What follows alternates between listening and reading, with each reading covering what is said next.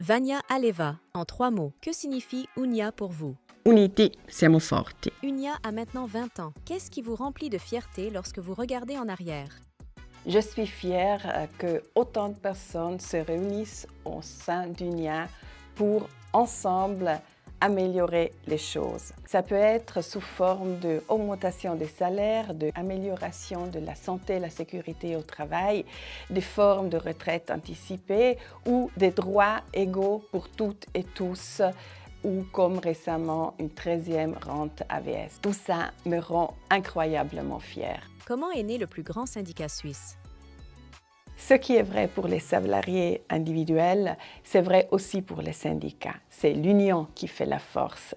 Cette prise de conscience a permis cette union historique. Nous pouvons aussi en tirer une leçon importante pour l'avenir. Quels sont les plus grands défis des prochaines années? Ce sont les grandes questions sociales qui préoccupent les gens.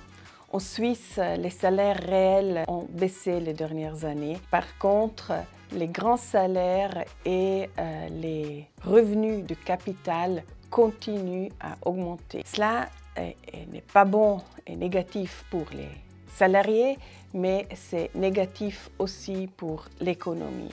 Et c'est négatif pour la cohésion sociale. L'inégalité sociale menace la démocratie. Il est dangereux si l'élite financière, des gens comme les bloggers ou Musk, peuvent s'acheter le pouvoir politique ou, comme Musk, mobiliser dans le monde entier pour l'extrême droite. Contre tout ça, notre forte opposition est nécessaire. Et qu'est-ce qui est prévu cette année?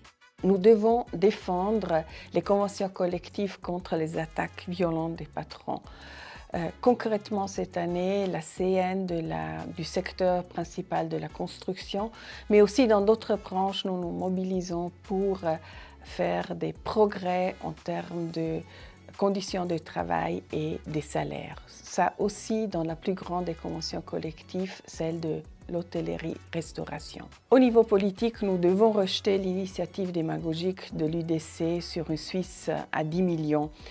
Elle veut abolir la libre circulation des personnes et la protection des salaires. À tout ça, nous devons dire non, c'est hors de question, c'est une attaque frontale aux salariés de ce pays. La protection des salaires doit être garantie aussi dans le cadre des accords bilatéraux avec l'Union européenne. Nous nous battons pour que le principe de salaire égal pour travail égal au même endroit soit effectivement appliqué.